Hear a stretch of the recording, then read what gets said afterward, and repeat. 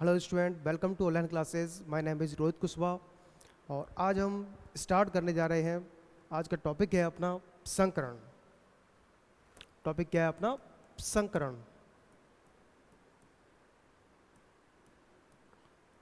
English में क्या बोलते हैं इसको अपन? हाइब्रिडाइजेशन। हाइब्रिडाइजेशन।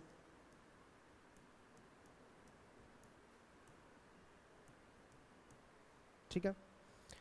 सबसे पहले अपन बात करते हैं संकरण क्या होता है, इसकी डेफिनेशन कि होता क्या है ये। फिर इसके बाद संकरण के नियम के बारे में बात करेंगे कि संकरण के कौन कौन से नियम हैं, और फिर संकरण के प्रकार के बारे में स्टडी करेंगे। ठीक है ना। सबसे पहले अपन बात करते हैं, चलिए संकरण होता क्या है। संकरण को डिफाइन करने के लिए, इसकी डेफिनेशन को बनाने के लिए हम एक सिंपल एग्जांपल लेंगे, CH4। अब इस CH4 मॉलिक्यूल में संकरण का प्रकार अपन कैसे देखेंगे, इसके बारे में अपन थोड़ा सा पहले बात कर लेते हैं। देखिए, इसमें CH4 मॉलिक्यूल में केंद्रीय परमाणु या सेंट्रल एटम कौन है? हमारा कार्बन। केंद्रीय परमाणु कौन है? कार्बन।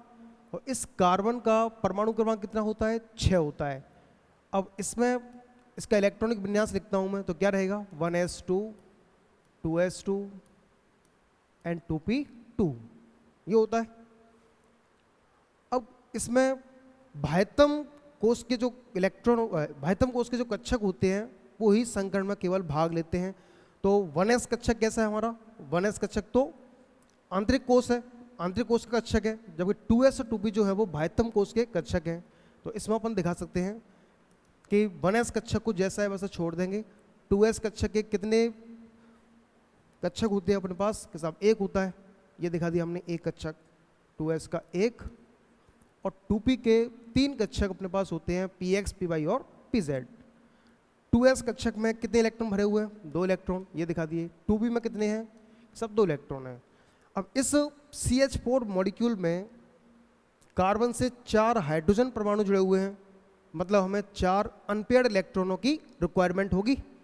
फिलहाल इस कार्बन की ग्राउंड स्टेट में अपने पास जो अनपेयर्ड इलेक्ट्रॉन है वो कितने हैं? ओनली 2 इलेक्ट्रॉन है। ये तो 2 अनपेयर्ड इलेक्ट्रॉन है। अयुग्मित इलेक्ट्रॉन कितने हैं? 2। हमें जरूरत कितने की है? 4 की। क्यों? क्योंकि कार्बन से 4 हाइड्रोजन परमाणु यहाँ पर जुड़े हुए हैं। तो फिर अपन क्या करेंगे, इस कार्बन को ग्राउंड स्टेट से कहाँ ले जाएंगे? एक्साइटेड स्टेट में ले जाएंगे। ये स्टार लगा दिया मैंने, मतलब कार्बन एक्साइटेड स्टेट में पहुंच गया।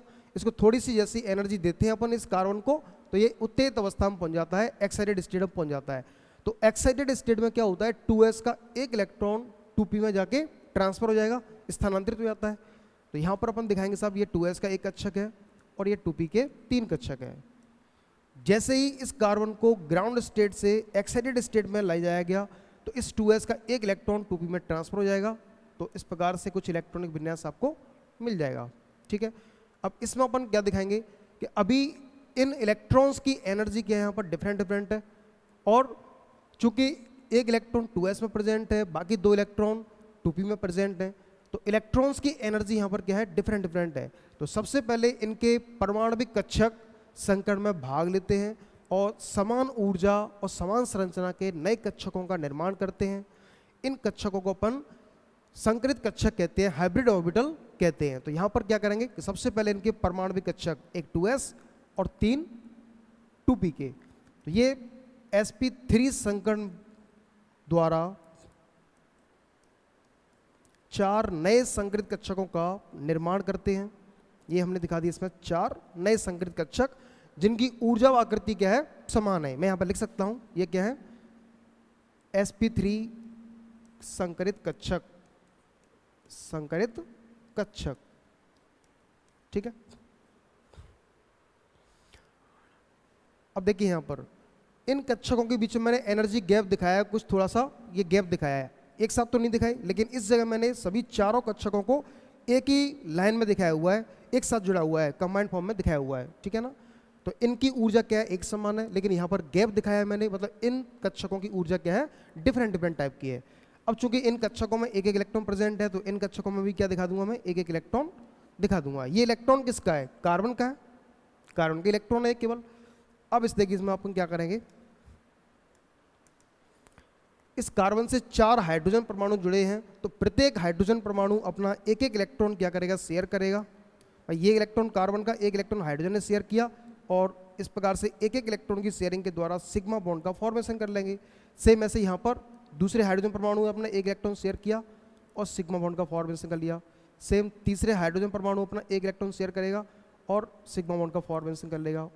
और इसी प्रकार से ये चौथा हाइड्रोजन परमाणु भी अपना एक इलेक्ट्रॉन शेयर करेगा और इस प्रकार से 4 सिग्मा बॉन्ड का फॉर्मेशन हो जाएगा। तो ये जो विन्यास है वो अब किसका विन्यास बन गया,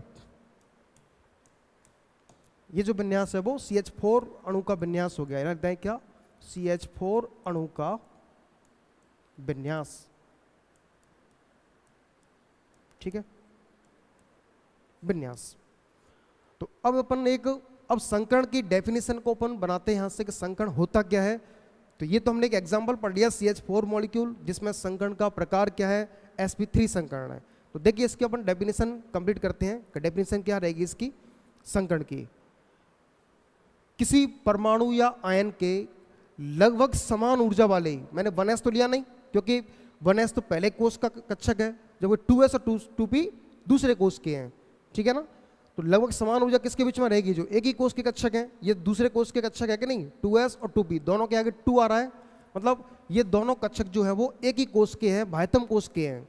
ठीक है ना, तो एक ही परमाणु के या किसी परमाणु या आयन के लगभग समान ऊर्जा वाले विभिन्न परमाणविक कक्षक आपस में मिलकर अतिव्यापन करके व ऊर्जाओं का पुनर्वितरण करके समान ऊर्जा व समान संरचना के नए संकरित कक्षकों का निर्माण करते हैं, जिन्हें हम संकरित कक्षक कहते हैं। और ये पूरी घटना संकरण कहलाएगी।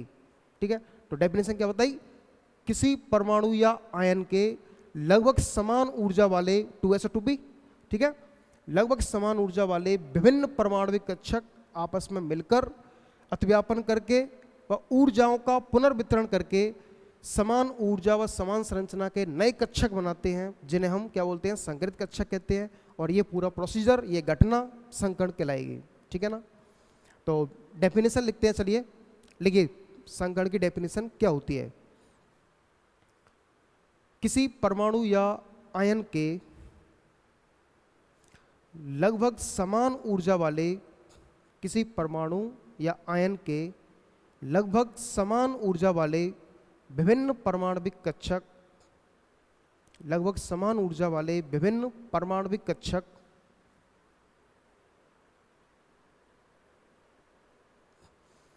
आपस में मिलकर अतिव्यापन करके व ऊर्जाओं का पुनर्वितरण करके समान ऊर्जा व समान संरचना के नए कक्षकों का निर्माण करते हैं।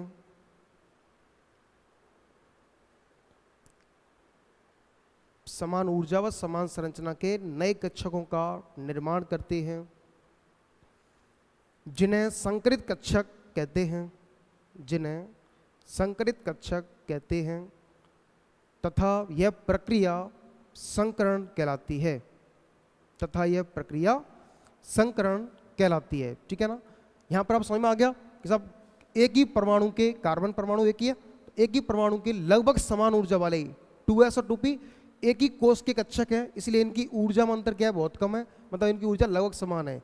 चूंकि डिफरेंट डिफरेंट कक्षक है, ये 2s है, ये 2p है, तो एक ही परमाणु के लगभग समान ऊर्जा वाले विभिन्न परमाणविक कक्षक आपस में मिलकर, यहाँ पर इनकी मिक्सिंग कराएंगे हम। संकरण में क्या होता है, संकरण में होता क्या है, परमाणविक कक्षकों की मिक्सिंग होती है, और मिक्सिंग के बाद जो नए कक्षक बनते हैं, उन कक्षकों की ऊर्जा व उनकी संरचना क्या होती है, समान होती है। उन कक्षकों को हम क्या बोलते हैं, संकरित कक्षक कहते हैं।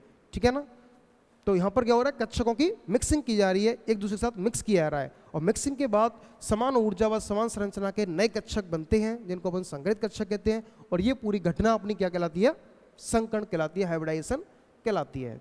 ठीक है ना, अब संकरण के नियम क्या क्या होते हैं, हम इसकी बात करते हैं। तो हेडिंग अपन डालते हैं क्या, संकरण के नियम।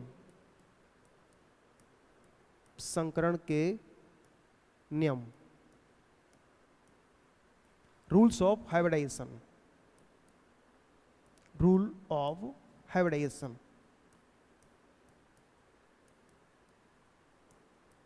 संकरण के नियम। ठीक है, देखिए संकरण के नियम हम पढ़ेंगे और संकरण के नियम पढ़ने के बाद अपन स्टडी करेंगे किसकी, संकरण के प्रकारों की। तो सबसे पहले संकरण को पढ़ने के लिए संकरण के नियम को याद होना आवश्यक है, समझना आवश्यक है। तो इसके बारे में अपन पढ़ते हैं यहाँ पर संकरण के नियम।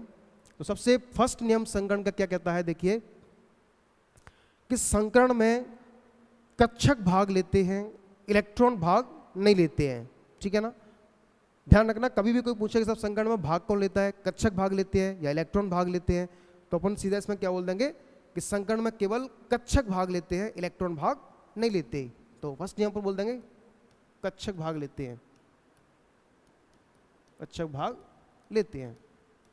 ठीक है, दूसरा नियम कि साहब संकरण में एक ही परमाणु या आयन के विभिन्न परमाणविक कक्षक भाग लेते हैं। एक ही परमाणु या आयन के विभिन्न परमाणविक कक्षक भाग लेते हैं, मतलब ऐसा नहीं है कि डिफरेंट परमाणुओं के परमाणु कक्षक भाग लें, ऐसा नहीं है, केवल एक ही परमाणु या आयन के परमाणविक कक्षक भाग लेते हैं इसमें।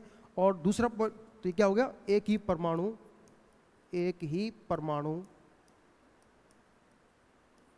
या आयन के परमाणविक कक्षक भाग लेते हैं, परमाणविक कक्षक भाग लेते हैं। ठीक है, अब नेक्स्ट पॉइंट अपन क्या बोल देंगे कि साहब इसमें कक्षक भाग लेते हैं, इलेक्ट्रॉन भाग नहीं लेते। मतलब चाहे कक्षक रिक्त हो, चाहे वो अर्धपूरित हो या वो पूर्णपूरित हो, मतलब किसी भी प्रकार का कक्षक हो, मतलब कक्षक के विन्यास पर डिपेंड नहीं करता, कक्षक किसी भी प्रकार का हो, चाहे वो अर्धपूरित हो या पूर्णपूरित हो या फिर वो रिक्त हो, तीनों ही प्रकार के कक्षक संकरण में भाग ले सकते हैं। ठीक है ना, नेक्स्ट पॉइंट अपन बात करेंगे कि साहब संकरण का अगला नियम क्या कहता है, तीसरा नियम कि साहब संकरण में जितनी संख्या में परमाणुविक कक्षक भाग लेते हैं उतनी ही संख्या में नए संकरित कक्षकों का निर्माण होता है। ये चीज़ आप ध्यान रखना कि जितनी संख्या में परमाणुविक कक्षक संकरण में भाग लेते हैं सेम उतनी ही संख्या में नए संकरित कक्षकों का निर्माण होता है। ठीक है ना, और तो यहाँ पर आप लिख सकते हैं जब जितनी संख्या में परमाणु कक्षक भाग लेते हैं उतने ही, अच्छा नियम तो अपन लिख रहे हैं, केवल आपको समझा रहा हूँ, एक बार सुन लीजिए पहले। तो संकरण के नियम में एक पॉइंट और हो गया अपना कि साहब जितनी संख्या में परमाणुविक कक्षक संकरण में भाग लेते हैं सेम उतनी संख्या में नए संकरित कक्षकों का निर्माण होता है। जैसा हमने यहाँ पर देखा CH4 मॉलिक्यूल के बारे में, तो इसमें आपने क्या देख रहे हो कि साहब ये क्या हमारे परमाणुविक कक्षक है कि नहीं, ये 2s और 2p क्या है हमारे इसके कार्बन के परमाणुविक कक्षक, एटॉमिक ऑर्बिटल।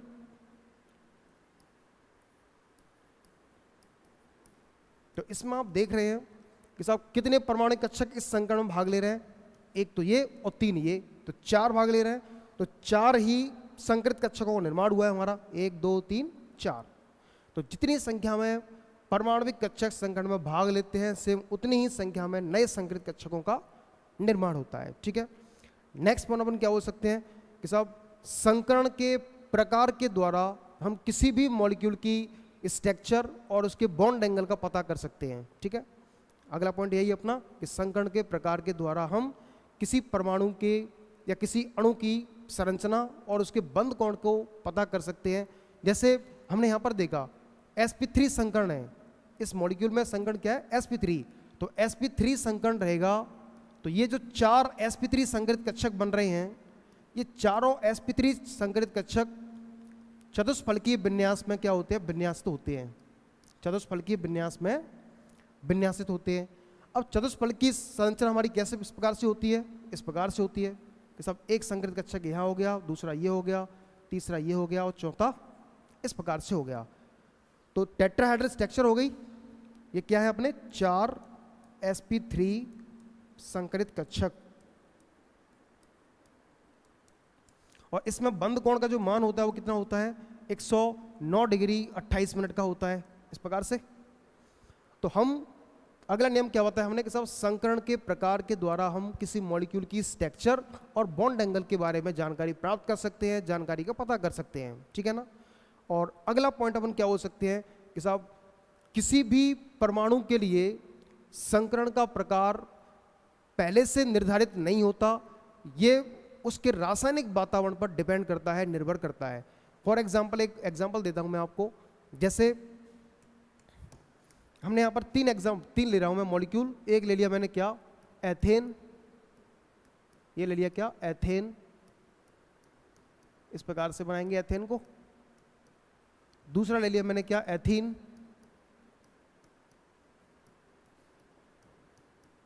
ये हो गया क्या, एथीन। और तीसरा दिखा दिया मैंने क्या, एथेन।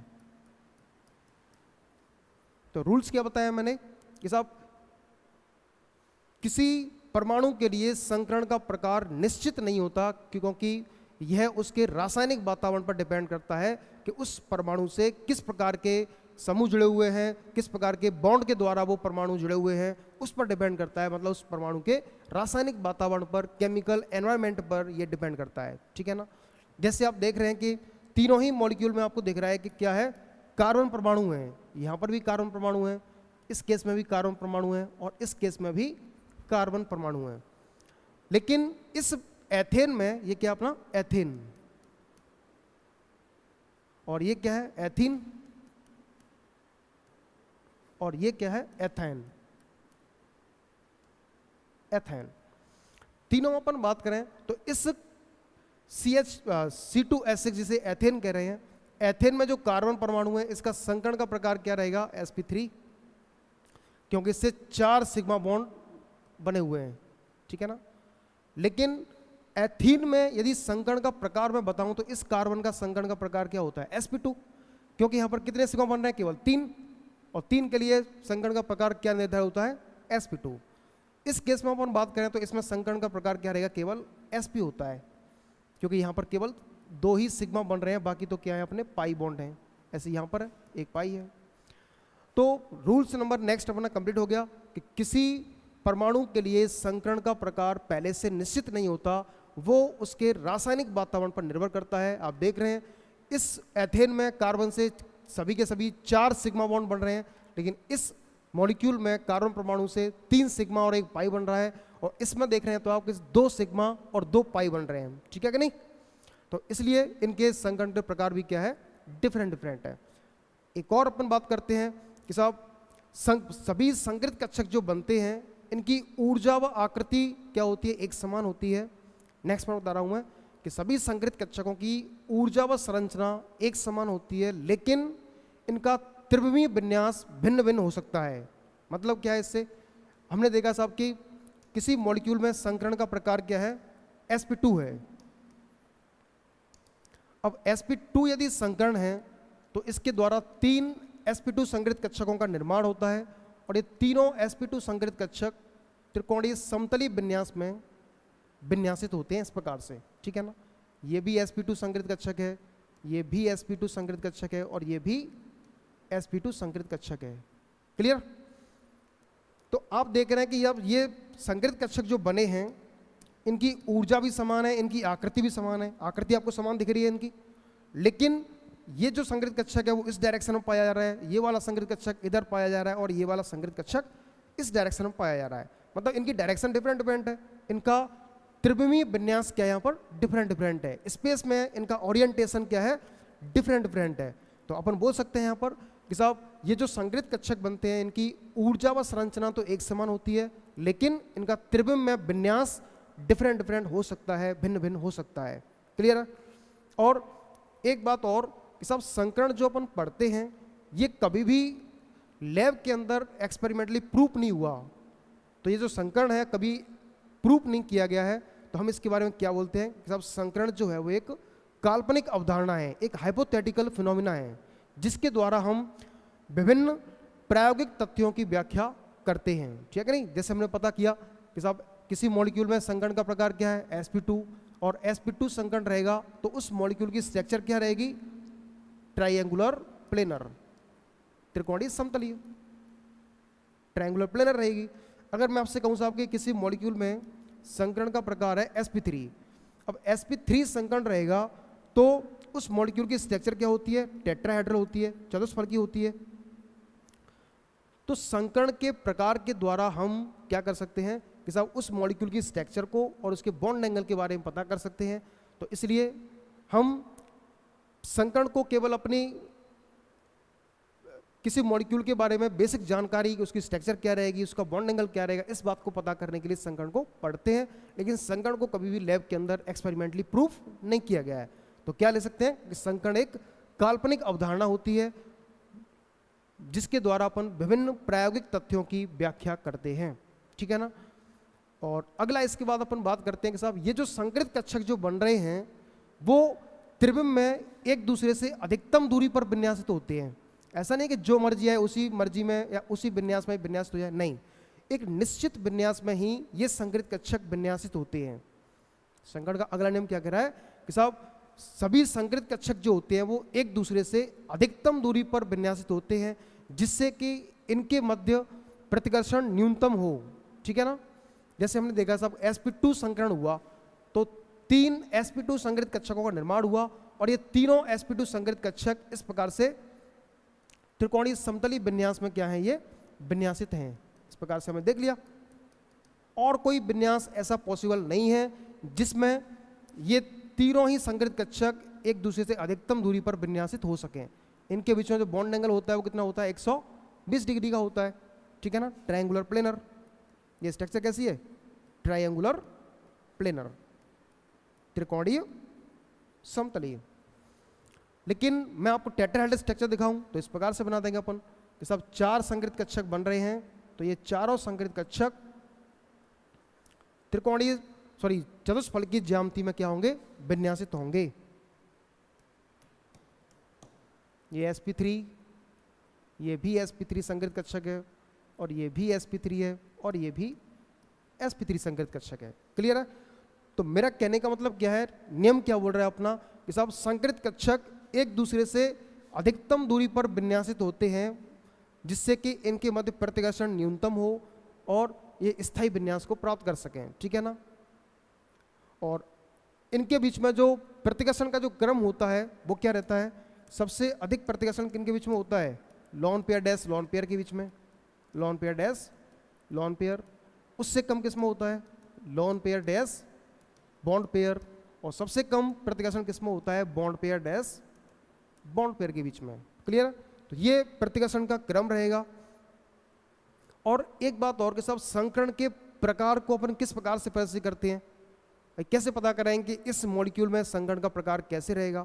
देखिए यदि किसी संकरण में, अगला नियम पढ़ रहे हैं अपन, कि यदि किसी संकरण में एक S कक्षक, 3 P कक्षक और 2 D कक्षक भाग ले रहे हैं, संकरण में भाग कौन से ले रहे हैं, एक S कक्षक, 3 P कक्षक और 2 D कक्षक, तो इसके संकरण के प्रकार को अपन प्रदर्शित कैसे करेंगे, किस प्रकार से इसको अपन रिप्रेजेंट करेंगे। तो देखिए कैसे बनाएंगे संकरण का प्रकार। देखिए जितने भी परमाणविक कक्षक संकरण में भाग ले रहे हैं उनकी संख्या को उन कक्षकों के ऊपर प्रदर्शित कर देते हैं। इस प्रकार से संकरण का प्रकार अपन बनाते हैं। जैसे इसमें एक S कक्षक भाग ले रहा है, अब एक संख्या को दिखाएं या ना दिखाएं उससे कोई फर्क नहीं पड़ेगा। तो S1 है, दिखा दिया हमने। P के कितने हैं कि सब 3 कक्षक हैं, तो ऊपर मैंने इसकी संख्या दिखा दी 3। अब D आ गया, D के कितने हैं कि सब 2, तो इसके D के ऊपर इसकी संख्या दिखा दी 2। तो संकरण का प्रकार क्या बन गया हमारा, sp3d2। तो संकरण के प्रकार को प्रदर्शित करने के लिए क्या करते हैं अपन कि सब इसमें भाग लेने वाले कक्षकों पर उनकी संख्या को लिखते हैं। हमने यहाँ पर दिखा दिया। ऐसे ही मैं एक और एग्जांपल दिखाऊं आपको। जैसे किसी संकरण में एक S कक्षक भाग ले रहा है और 2 P कक्षक भाग ले रहे हैं, तो संकरण का प्रकार कैसे बना देंगे कि सब S का 1 है, S को दिखाओ, 1 को संख्या को, या ना दिखाओ कोई फर्क नहीं पड़ेगा। तो S और P के कितने हैं कि सब 2, तो 2 को इसके ऊपर लिख देंगे। तो संकरण का प्रकार क्या बन जाएगा हमारा, sp2, ठीक है ना। तो ये कुछ संकरण के नियम हैं जिनके आधार पर हम संकरण के प्रकार को पढ़ते हैं, ठीक है ना।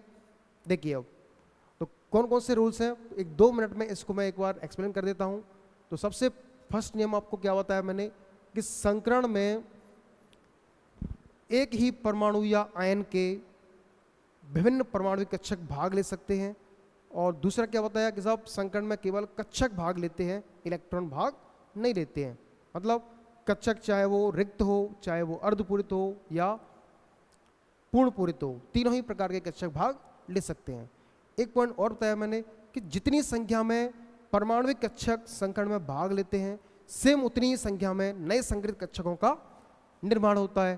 तो ये हमने यहाँ पर देख लिया एग्जाम्पल में कि इस CH4 मॉलिक्यूल में परमाणविक कक्षक कितने भाग ले रहे हैं, सब 4, एक S का और 3 P के।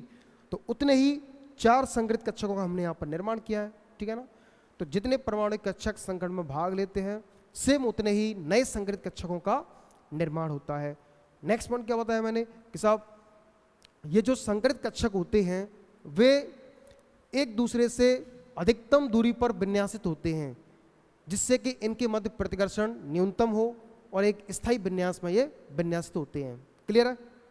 अगर प्रतिकर्षण बल यदि बढ़ जाए, भाई मैं इस कक्षक को यहाँ के बजाय मैं यहाँ पर ले आऊँ, तो इन दोनों के मध्य दूरी घट जाएगी, और इन दोनों के मध्य दूरी घट जाएगी तो प्रतिकर्षण क्या होगा, बढ़ जाएगा, और प्रतिकर्षण बढ़ जाएगा तो वो संरचना अस्थायी हो जाएगी, अनस्टेबल हो जाएगी, ठीक है नहीं। तो स्थायी बनी रहे तो उसलिए ये एक निश्चित विन्यास में ही विन्यासित होते हैं। तो ये बात कंफर्म है कि साहब यदि संकरण sp3 हुआ तो उस मॉलिक्यूल के जो संकरित कक्षक बन रहे हैं वो चतुष्फलकीय विन्यास में ही विन्यासित होंगे। यदि sp2 संकरण है तो त्रिकोणीय समतली विन्यास में ही विन्यासित होंगे, यदि sp संकरण है तो रेखीय विन्यास में ही विन्यासित होंगे। मतलब ये जो संकरित कक्षक हैं वो एक निश्चित विन्यास में ही विन्यासित होते हैं, किसी और विन्यास में विन्यासित ये नहीं हो सकते हैं, ठीक है कि नहीं। अगला पॉइंट आपको क्या बताया कि साहब संकरित कक्षक जो होते हैं इनकी ऊर्जा व संरचना तो एक समान होती है, लेकिन इनका त्रिविम में विन्यास डिफरेंट हो सकता है। जैसा कि मैंने यहाँ पर दिखाया आपको कि साहब इसमें sp2 संकरण है तो ये एक त्रिकोणीय समतली विन्यास में विन्यासित है, ठीक है नहीं। तो ये तीनों कक्षकों की संरचना तो एक समान है, एक जैसे दिख रहा है कि नहीं, लेकिन ये जो कक्षक है वो इस डायरेक्शन में है, ये कक्षक ऊपर की ओर है और ये कक्षक इस डायरेक्शन में है। तो तीनों की डायरेक्शन तो डिफरेंट हो गई, इसका त्रिविम में विन्यास तो क्या हो गया, डिफरेंट हो गया। तो ये रूल्स भी कंप्लीट हो गया होगा, ठीक है ना, कि संकरित कक्षकों की ऊर्जा व संरचना एक समान होती है लेकिन इनका त्रिविमीय विन्यास डिफरेंट हो सकता है, ठीक है ना। एक और पॉइंट बताया मैंने कि साहब संकरण जो होता है वो कैसी है, एक हाइपोथेटिकल फिनोमिना है, हाइपोथेटिकल फिनोमिना है, ठीक है ना। एक काल्पनिक अवधारणा लिख सकते हैं इसको अपन, काल्पनिक अवधारणा है, ठीक है। मतलब इसको लैब के अंदर कभी भी एक्सपेरिमेंटली प्रूफ नहीं किया गया कि साहब ये देखो ये CH4 मॉलिक्यूल है, इसमें संकरण का प्रकार ये देखिए डिस्प्ले पर शो हो रहा है sp3, ऐसा कुछ नहीं है। केवल हम प्रायोगिक तथ्यों की व्याख्या करने के लिए संकरण को पढ़ते हैं, ठीक है ना। नेक्स्ट पॉइंट मैंने और क्या बताया कि साहब किसी भी परमाणु का संकरण का प्रकार निश्चित नहीं होता है, पहले से निश्चित नहीं कह सकते, वो उसके रासायनिक वातावरण पर डिपेंड करता है कि साहब उसमें संकरण का प्रकार क्या होगा। उसके लिए हमने इसमें एग्जाम्पल दिखाया आपको, 3 मॉलिक्यूल दिखाए थे मैंने यहाँ पर, एक दिखाया एथेन, दूसरा दिखाया एथीन और तीसरा दिखाया मैंने क्या, एथाइन। इन तीनों ही प्रकार में आप देख रहे हैं कि इस मॉलिक्यूल में कार्बन का, तीनों मॉलिक्यूल में संकरण तो फिक्स है, सॉरी तीनों मॉलिक्यूल में परमाणु तो फिक्स है, यहाँ भी कार्बन है, यहाँ भी कार्बन है, यहाँ भी कार्बन है, तीनों में कार्बन है, लेकिन इनके संकरण का प्रकार जो है वो क्या है, डिफरेंट है। यहाँ पर sp3 है, यहाँ पर sp2 है और यहाँ पर sp है। तो डिपेंड किस पर कर रहा है कि साहब कार्बन से कौन कौन से ग्रुप जुड़े हैं और किस प्रकार के बंध के द्वारा जुड़े हुए हैं, मतलब उसका केमिकल एनवायरनमेंट क्या है, उसका रासायनिक वातावरण क्या है, उस पर डिपेंड करता है। और एक लास्ट पॉइंट और आपको बताया मैंने कि साहब संकरण के प्रकार को किस प्रकार से प्रदर्शित किया जाता है, कि जिसमें ऐसे इसमें एक S कक्षक है, 3 P कक्षक है और 2 D कक्षक भाग ले रहे हैं। किसी संकरण में एक S कक्षक भाग ले रहा है, 3 P भाग ले रहे हैं और 2 D भाग ले रहे हैं। तो नियम क्या बताया मैंने कि सब संकरण में भाग लेने वाले कक्षकों पर, कक्षकों के ऊपर उनकी संख्या को लिखते हैं। यहाँ पर हमने दिखा दिया, एक S कक्षक, P के 3 थे तो 3 को लिख दिया मैंने इसके ऊपर, D के 2 थे तो 2 को इसके ऊपर दिखा दिया। इस प्रकार से अपन संकरण के प्रकार को लिख सकते हैं, ठीक है ना। तो चलिए संकरण के नियम को अपन नोट कर लेते हैं फटाफट से, समझ में आ गया होगा आपका संकरण क्या होता है, वो भी आपको लिखा दिया मैंने, समझा भी दिया एग्जाम्पल से। नोट करिए संकरण के नियम, डाल दीजिए हेडिंग संकरण के नियम। और संकरण के नियम में फर्स्ट नियम लिखिए आप, संकरण में एक ही परमाणु या आयन के संकरण में एक ही परमाणु या आयन के विभिन्न परमाणविक कक्षक भाग लेते हैं। विभिन्न परमाणविक कक्षक भाग लेते हैं। सेकंड पॉइंट लिखिए, संकरण में कक्षक भाग लेते हैं, इलेक्ट्रॉन भाग नहीं लेते हैं। संकरण में कक्षक भाग लेते हैं, इलेक्ट्रॉन भाग नहीं लेते हैं। इसी पॉइंट पर लिखना, अतः संकरण में रिक्त, अर्धपूरित तथा पूर्णपूरित कक्षक भाग ले सकते हैं।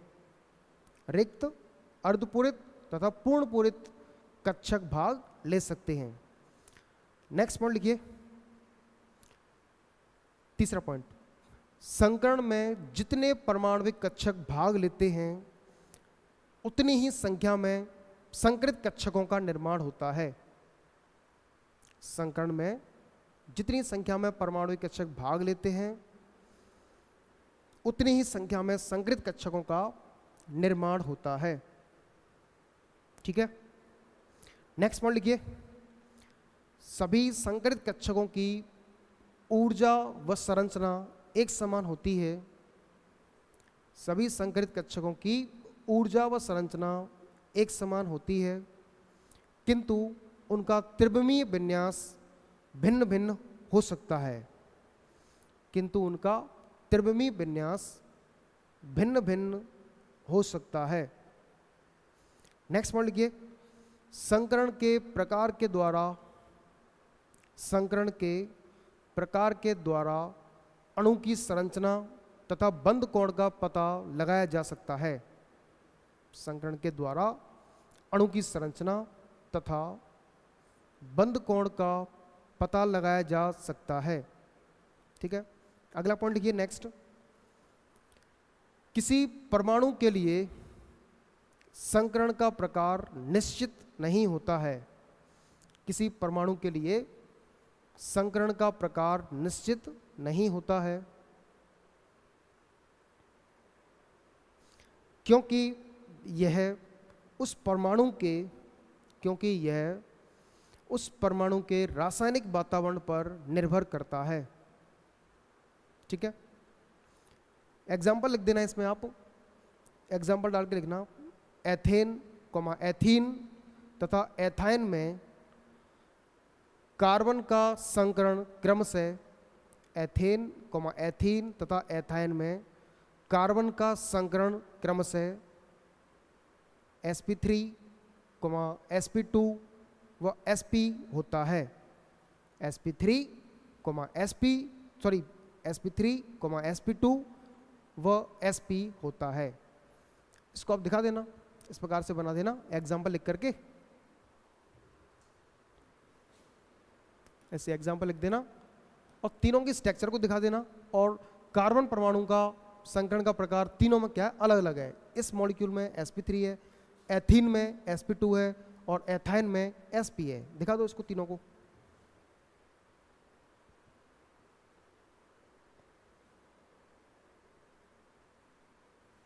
ठीक है,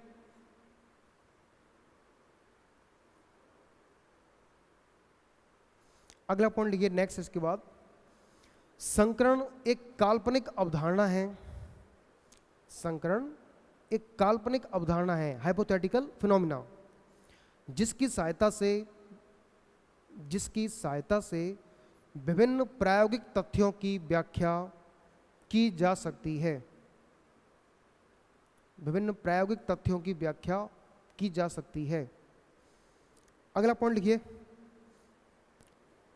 संकरित कक्षक अधिकतम दूरी पर अभिविन्यासित होते हैं। संकरित कक्षक अधिकतम दूरी पर अभिविन्यासित होते हैं, जिससे कि इनके मध्य न्यूनतम प्रतिकर्षण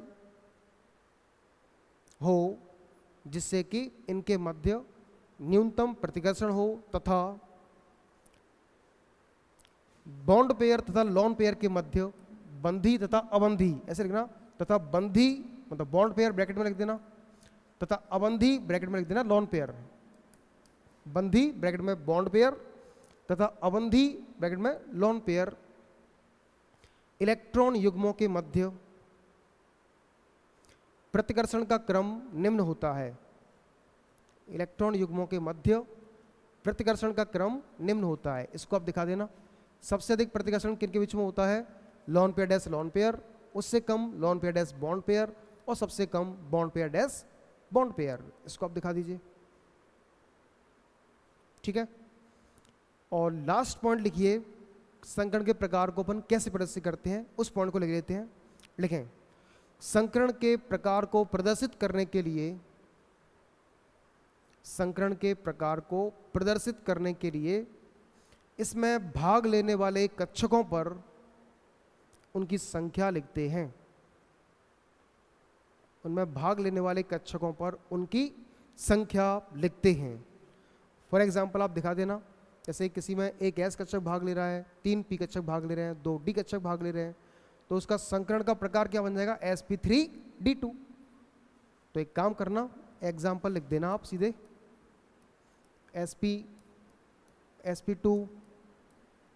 sp3, sp3d, sp3d2, sp3d3 आदि, ठीक है। तो इस प्रकार से संकरण के नियम अपने कंप्लीट होते हैं। नेक्स्ट क्लास में अपन संकरण के प्रकारों की व्याख्या करेंगे कि संकरण कितने प्रकार का होता है, उसके बारे में अपन स्टडी करेंगे, ठीक है। तो आज की क्लास में हमने क्या क्या पढ़ा है? केवल संकरण होता क्या है, इसकी डेफिनेशन क्या है, और नेक्स्ट पढ़ी हमने संकरण के रूल्स क्या हैं, संकरण के नियम क्या हैं, ठीक है। इतना पढ़िए, बाकी नेक्स्ट क्लास में पढ़ते हैं। Thank you.